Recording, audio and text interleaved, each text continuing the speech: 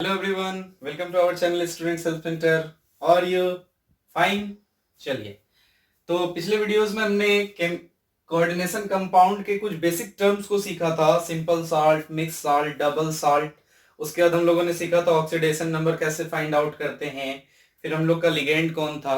आज उसी कड़ी को आगे बढ़ाते हुए डिटेल से इसके किसी भी कंपाउंड के डिटेल्ड स्ट्रक्चर इंफॉर्मेशन को और इसमें क्या क्या वेरिएशंस होते हैं, कैसे प्रॉपर्टीज डिटरमाइन करेंगे, वो सारी चीजें मैं आपके लिए लेकर आया हूँ। बड़ी बड़ी आसानी से मैं आज आपको सिखाऊंगा। दो एग्जाम्पल मैंने यहाँ पर लिया हुआ है और इस एग्जाम्पल के माध्यम से मैं आपको आज कोऑर्डिनेशन कंपाउंड के कई चीजों से रूबरू करवाऊंगा।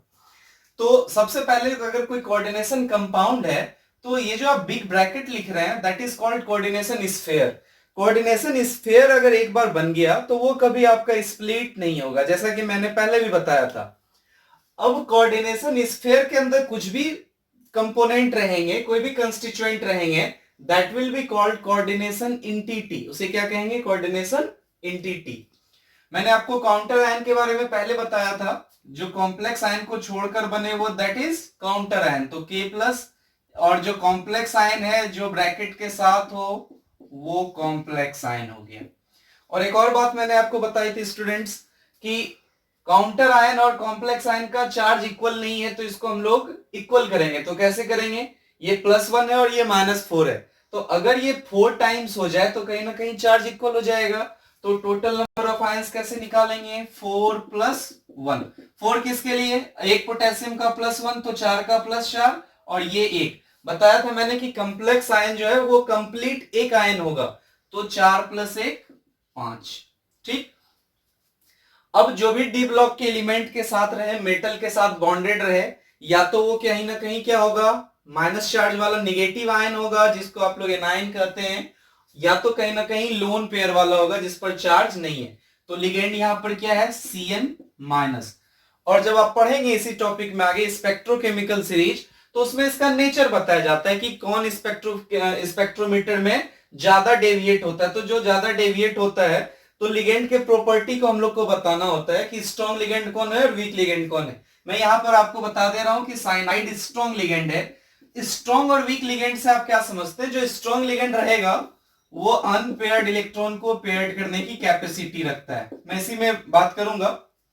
कोऑर्डिनेशन नंबर किसे कहते थे? तो नंबर ऑफ लिगेंड्स। तो यहां पर कोऑर्डिनेशन नंबर कितने हैं? 6। सेंट्रल एटम कौन होता था? जो डी ब्लॉक का एलिमेंट था, Fe। और अगर इसको चार्ज आप ऑक्सीडेशन नंबर निकालने जानते हैं तो चार्ज के साथ अगर लिखेंगे तो that will be central ion. यहां तक के बारे में थोड़ी जानकारी आपको पिछले वीडियोस में भी मिली थी। अब इसके बाद की जानकारियां आपको यहां पे हासिल करनी है। तो देखिए Fe का configuration argon 4s2 3d6 26 atomic number है। And we have counter ion Fe2+। तो आपको 2 इलेक्ट्रॉन निकालने हैं इससे। तो बहुत लोग को मैंने देखा है 3d6 से 2 इलेक्ट्रॉन निकालते हैं, जो कि बिल्कुल गलत है। क्यों गलत है? क्योंकि आपका आउटर मोस्ट ऑर्बिट में इलेक्ट्रॉन कहां है? 4s में, और आप इलेक्ट्रॉन कहां से निकाल रहे थे? 3d से। तो ये तो गलत हो जाएगा। तो इलेक्ट्रॉन कहां से निकालना है? 4s से। तो आप कॉन्फ़िगरेशन क्या होगा? Argon 3d6। चलिए, तो अब ये कॉन्फ़िगरेशन Fe2+ का हो गया। अब इसके ऑर्बिटल डायग्राम को बनाना होता है, ऑर्बिटल डायग्राम ऑफ Fe2+। तो डी ऑर्बिटल, डी के पास कितने orbital? 5। How many electrons we have? 6।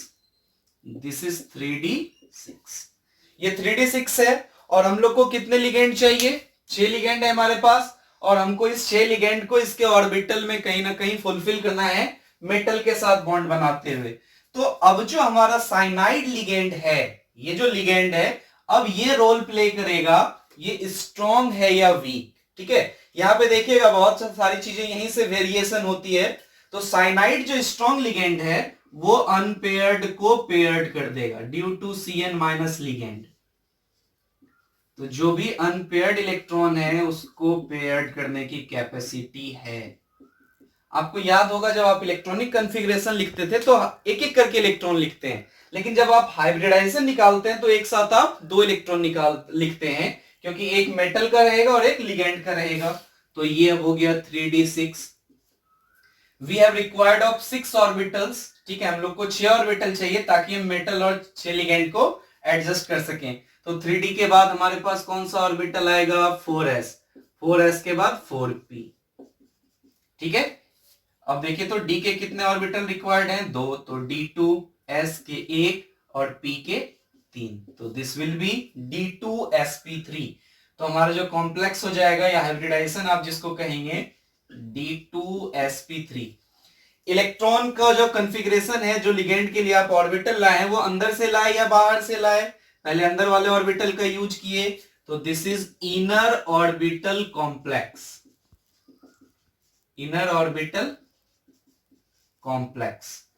अब देखेंगे कि कोई भी अनपेयर्ड इलेक्ट्रॉन है इसके पास, नहीं है, सारा पेयर्ड इलेक्ट्रॉन है, सारा इलेक्ट्रॉन कैसा है, पेयर्ड।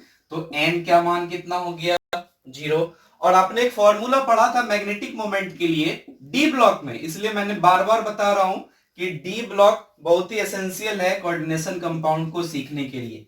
तो अगर कोई अनपेयर्ड इलेक्ट्रॉन ही नहीं है तो इसका मैग्नेटिक मोमेंट कितना, 0, और मैग्नेटिक मोमेंट 0 तो डायामैग्नेटिक। क्या कोई इलेक्ट्रॉन यहां से ट्रांजिट कर पाएगा, इलेक्ट्रॉन मूव कर पाएगा, ये तो पेयर्ड है, तो स्पिन लो, क्या होगा, स्पिन लो। एक और टॉपिक इसमें आता है, एक बड़ी इंपॉर्टेंट टॉपिक है EAN, that is called effective atomic number. जब किसी मेटल के साथ हम लोग कोई लिगेंड लाते हैं तो उसके एटॉमिक नंबर को इन्फ्लुएंस करता है। इन्फ्लुएंस कैसे करता है, वो उसको स्टेबल बनाता है। कोई भी कंपाउंड कभी जैसे कि NaCl के साथ क्यों कंबाइंड होता है, क्योंकि दोनों स्टेबल हो जाए, दोनों क्या हो जाए, स्टेबल हो जाए। तो जब हम लोग कोई पर्टिकुलर कंपाउंड बनाते हैं, आइदर कॉम्प्लेक्स कंपाउंड और सिंपल कंपाउंड, तो इसमें हम लोग EN कॉम्प्लेक्स कंपाउंड में फॉर्म करते हैं, जिसका फॉर्मूला है Z+2L minus oxidation number. Z is what, Z is oxidation number of metal, तो sorry Z is oxidation atomic number of metal. तो एटॉमिक नंबर कितना है आयरन का, 26। L is the number of ligand, तो ligand की संख्या कितनी है, 6, तो 2 into 6 minus ON oxidation number of metal, तो ऑक्सीडेशन नंबर कितना है, 2, तो 26 plus 12 minus 2, it gives 36। 36 is equal to the atomic number of krypton। तो क्रिप्टन एक इनर्ट गैस है, तो अगर किसी भी कॉम्प्लेक्स कंपाउंड के EN का वैल्यू कहीं ना कहीं इनर्ट गैस के वैल्यू के बराबर हो जाए तो वो एक स्टेबल कंपाउंड माना जाता है। तो ये एक स्टेबल कंपाउंड हो गया। अब यहां पे एक और टर्म है, जैसे हाइब्रिडाइजेशन आप निकाले D2sp3, कोऑर्डिनेशन नंबर है 6, तो कोऑर्डिनेशन नंबर 6 वाला कोई भी कंपाउंड हो, ठीक है, चाहे तो उसका हाइब्रिडाइजेशन D2sp3 हो या sp3d2 हो, उसका स्ट्रक्चर या ज्योमेट्री होता है ऑक्टाहेड्रल, ऑक्टाहेड्रल, अष्टफल किया इसको आप कहते हैं। तो आप अपने वीडियो को पॉज करेंगे और सेम इस जैसा मैंने एक और क्वेश्चन यहां पर आपके लिए दे रखा है, और आप इस तरह के फॉर्मेट में इसको बना के फिर उसको मिलाएंगे। देखिए यहां पर Cn की जगह क्या है, Cl, बस एक छोटा सा डिफरेंस है, एक छोटा सा डिफरेंस है। लिगेंड Cn माइनस था यहां पर जो स्ट्रॉन्ग लिगेंड था, और यहां पर जो लिगेंड है वो Cl माइनस है। Cn माइनस की जगह क्या है, Cl माइनस, ठीक है, और Cl माइनस क्या है, वीक लिगेंड। आप लोग करेंगे इसको खुद से और देखेंगे ऑलमोस्ट सब कुछ सिमिलर है। आप En तक निकाल सकते हैं, वो भी 36 आएगा। जब आप जो चेंजेस होंगे वो मैं आपको यहां पर डिस्कस करके दिखाता हूं। Fe2 plus argon 4s2 3d6, ये Fe का कॉन्फ़िगरेशन था। जैसे ही आपने Fe2 प्लस लिखा तो आर्गन 3d6, देखिए सिमिलर है दोनों एक जैसा। अब यहां पे आप 3d6 का कॉन्फ़िगरेशन बनाएंगे, 1 2 3 4 5 6, 3d6। यहीं पे बात आती है लिगेंड की। लिगेंड Cl माइनस है, इसमें क्या था, Cn माइनस। तो Cn माइनस स्ट्रॉन्ग लिगेंड था जो अनपेयर्ड इलेक्ट्रॉन को पेयर्ड करा था, लेकिन Cl माइनस वीक लिगेंड है, ये अनपेयर्ड इलेक्ट्रॉन को पेयर नहीं कर पाएगा। और अब भी मुझे 6 ऑर्बिटल की जरूरत है, तो 6 ऑर्बिटल तो लाना ही होगा। अब देखिए हम लोग ऑर्बिटल कहां से लाएंगे, ठीक है, 4s 4p और 4d का ऑर्बिटल लाया हमने। इस वाले किसी भी ऑर्बिटल में हम लोग इलेक्ट्रॉन को फिल नहीं कर पाएंगे। क्यों नहीं कर पाएंगे, क्योंकि सब में पहले से एक एक इलेक्ट्रॉन है। लेकिन अब भी हमको कहीं ना कहीं 6 ऑर्बिटल चाहिए, तो s का एक ऑर्बिटल, p का 3 ऑर्बिटल और d का 2 ऑर्बिटल, तो sp3d2। इस वाले कॉन्फ़िगरेशन में और इस वाले कॉन्फ़िगरेशन के हाइब्रिडाइजेशन में क्या डिफरेंस आया, यहां था d2sp3, यहां है sp3d2। देखिए बहुत कुछ बदलेगा अभी, ठीक है। अगर एक बार आपका कॉम्प्लेक्स चेंज हुआ है तो बहुत सारी चीजें बदलेगी। इसका भी ज्योमेट्री कैसा होगा, ऑक्टाहेड्रल, क्योंकि अभी मैंने थोड़ी देर पहले बताया है कि कोऑर्डिनेशन नंबर अगर 6 रहे तो ज्योमेट्री कैसा, ऑक्टाहेड्रल। लेकिन और सब चीज देखिए यहाँ पे हम लोग पहले अंदर वाले ऑर्बिटल में इलेक्ट्रॉन डाले थे, यहां कहां डाल रहे हैं, बाहर वाले में, तो this will be called outer orbital complex, outer orbital complex. इस पर्टिकुलर केस में इलेक्ट्रॉन मूव कर पाएगा कि नहीं, सिंगल इलेक्ट्रॉन है, आसानी से मूव करेगा, तो इसका स्पिन क्या होगा, हाई होगा, ठीक है। क्या ये अनपेयर्ड इलेक्ट्रॉन है या नहीं है, तो अनपेयर्ड इलेक्ट्रॉन 4 है। अगर अनपेयर्ड इलेक्ट्रॉन 4 है तो मैग्नेटिक मोमेंट आप निकाल सकते हैं 4 इंटू 4 प्लस 2, आप कैलकुलेट करिएगा इसको, 4.90 bm। रही बात कलर्ड की, ठीक है, तो जिसका स्पिन हाई होगा वो कैसा होगा, कलर्ड सब्सटेंस होगा, और कलर्ड कंपाउंड होगा वो कैसा होगा, पारामैग्नेटिक, प्रॉपर्टी में कैसा होगा, पारामैग्नेटिक।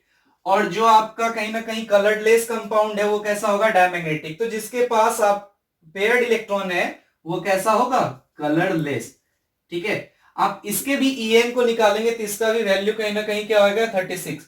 तो चेंज बेसिकली कहां पे हुआ, पेयर्ड इलेक्ट्रॉन और अनपेयर्ड इलेक्ट्रॉन के कारण बहुत सारी इसकी ज्योमेट्री, इसकी केमिस्ट्री क्या हो गई, चेंज हो गई। इसमें अनपेयर्ड पेयर्ड इलेक्ट्रॉन पे स्टार्ट, तो आपने बना लिया होगा अभी तक। तो जो सारी चीजें आपने लिखी थी उसको एक बार आप मैच कर लें, counter ion K plus, complex ion FeCl6 4 minus, total number of ions 4 इसका हो जाएगा। 4 कैसे, ये आपको पता है, इसका चार्ज +1, ये -4, तो इसको 4 से हम लोग मल्टीप्लाई करेंगे तब दोनों इक्वल होगा, तो 4 + 1 5। कोऑर्डिनेशन नंबर इसमें एज यूजुअल जैसे पिछले वाले में है 6। सेंट्रल एटम इसमें Fe, सेंट्रल आयन इसमें Fe2 प्लस, सब कुछ सेम है ऑलमोस्ट। अब इसमें भी आप फॉर्मूला वही अप्लाई करेंगे, Z + 2L minus oxidation number, तो Z कितना है 26 प्लस 2 इंटू 6 माइनस 2, तो 36। आई होप कि इसमें जितनी सारी चीजें बताई गई है, काफी कम टाइम में इतनी सारी चीजें आप यहाँ पर सीख गए हैं, और सारी चीजें आप इसके बारे में डिटेल से आप अलग अलग टॉपिक के अलग अलग कोऑर्डिनेशन कंपाउंड के एग्जांपल को लेके आप ये डिस्कस करके खुद से बना सकते हैं। तब तक के लिए stay tuned, stay home, stay safe.